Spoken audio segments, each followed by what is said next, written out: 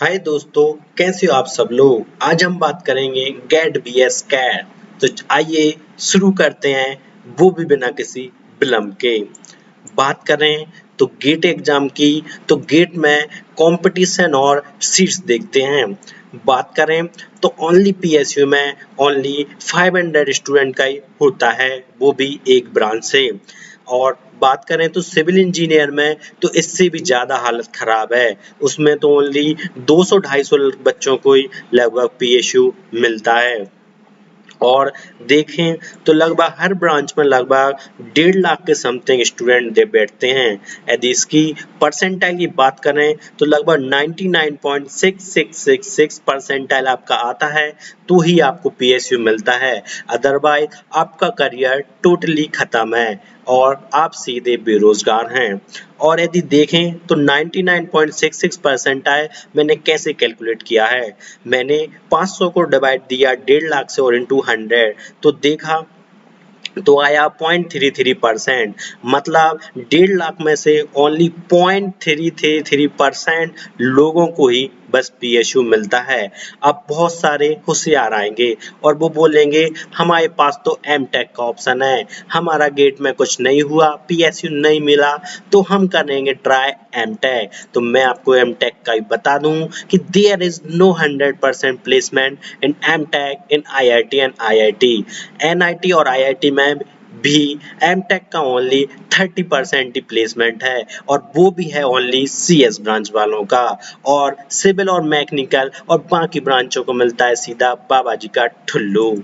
और देखें तो उसके बाद भी और होशियार निकलेंगे। वो बोलेंगे कि हमने इंजीनियरिंग में कुछ नहीं हुआ, हमसे एमटेक में कुछ नहीं हुआ, अब हम करेंगे पीएचडी।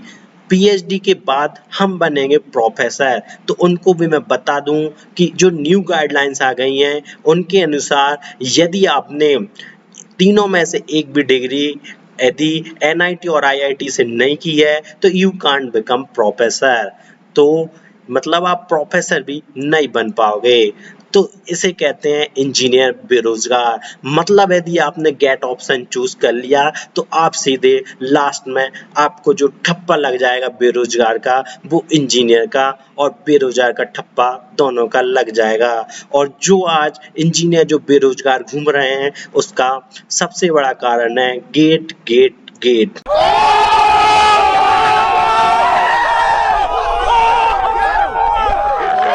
उसके बाद भी देखें तो बहुत सारे और होशियार बनेंगे। देन इनका कुछ नहीं होगा, उसके बाद ही आएंगे कंपटीशन की तैयारी पे। 6-7 साल तक अपना कटवाने के बाद ये नहीं मानेंगे, क्योंकि इनको चाहिए रोजगार। तो उसके बाद भी बात करें तो सिलेबस, गेट का ऐसा सिलेबस है कि उसके बाद उसका सिलेबस ना आपका एसएससी में, ना बैंक में, और ना आएगा काम रेलवे में। मतलब यदि आपने गेट कर लिया तो उसका सिलेबस किसी एग्जाम में भी काम नहीं आएगा। मतलब आपको शुरू से फिर से घिसना पड़ेगा, फिर आपको 4 साल लगेंगे, और फिर मुश्किल से यदि मिल जाए जॉब, भाग में हो तो ठीक है, नहीं आपका करियर तो बर्बाद है। उसके बाद देखें कोचिंग टाइमिंग। तो गेट की जो कोचिंग टाइमिंग रहती है 7 से 8 पीएम। मतलब सुबह के 7 बजे बिल्कुल उठ के जाइए और सीधे आते हैं रात को 8 बज के। तो सीधे 11-12 घंटे की आपकी क्लास होती है मेडीजी में। और यदि इतना आप आईएएस में पढ़ लें तो आप तो आईएएस बन जाएंगे। आईएएस बाईएएस बनो, क्या रखा है इसमें, और देश की सेवा करो। और लास्ट में मैं इसकी तारीफ कर देना चाहता हूँ, if you got PSU then ही आपका कुछ हो सकता है।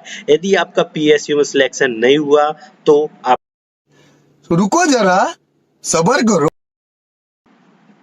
आइए अब शुरू करते हैं कैट, वो भी बिना किसी विलंब के।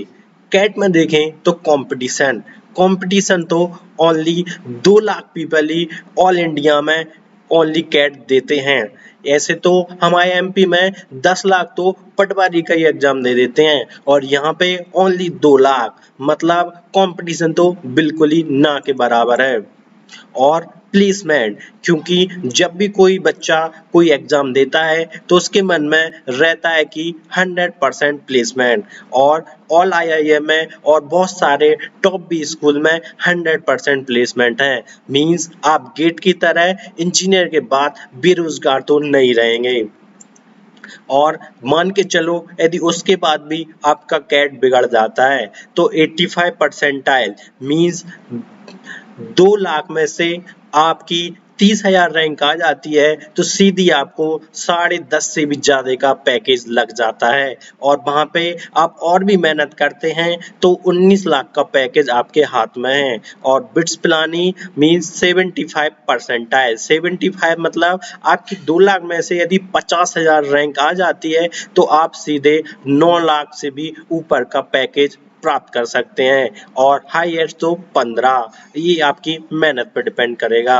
और एमडीआई मुर्शिदाबाद ये भी काफी ग्रोइंग कर रहा है। 80 परसेंटाइल मीन्स 40,000 रैंक, यदि आपकी 2 लाख में से 40,000 रैंक आ जाती है तो भी आपको 10.5 का पैकेज लग जाता है, और हाईएस्ट 26 लाख। तो ये आपसे गेट से अपने पास काफी बेटर ऑप्शन हो जाते हैं।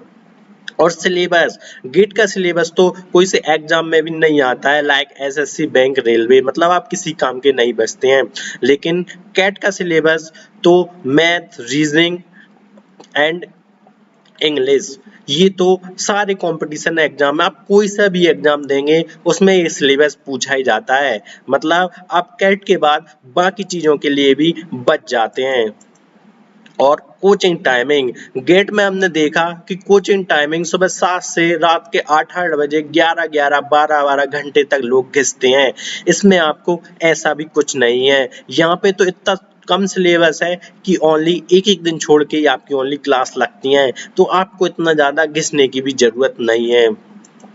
और बहुत लोगों को क्वेश्चन रहता है कि हम जाते हैं तो हमें दिक्कत आएगी फीस भरने में। तो मैं आप सबको बता दूं कि यदि आपका कोई से आईआईएम में टॉप बी स्कूल में हो जाता है तो बैंक खुद बुला बुला के आपको लोन देते हैं, और वो भी विदाउट सिक्योरिटी। मतलब आपको कुछ भी गिरवी रखने की जरूरत नहीं है, आपको कुछ भी देने की जरूरत नहीं है बैंक को, और आपको लोन मिल जाएगा, वो भी विदाउट कोलेट्रल। और तो ये बहुत ही ज्यादा खुशखबरी है। लेकिन इतना सब देखने के बाद भी जो वीडियो देख रहे हैं वो लोग फिर भी गेट को ही चूज करेंगे, क्योंकि मानते नहीं है। जब तक उनका कटेगा नहीं तब तक वो सुनेंगे नहीं, और जब कट जा रहा नहीं जाता, तड़प ही ऐसी है ना। हाय फ्रेंड्स, मेरा किसी को भी डिमोटिवेट करने का इस वीडियो से इरादा नहीं है, लेकिन जब आप किसी एग्जाम की प्रिपरेशन कर रहे हैं या कुछ भी कर रहे हैं, क्योंकि ये आपकी लाइफ का सवाल है, क्योंकि यही वो एक इम्पोर्टेंट टाइम रहता है जो आपकी पूरी लाइफ का फ्यूचर डिसाइड करेगा।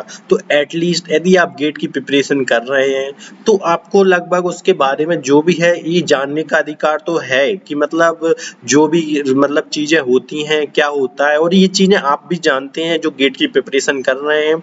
और थोड़े बाद आप भी समझ जाएंगे कि जो मैंने बताया वो ही रियलिटी है गेट में।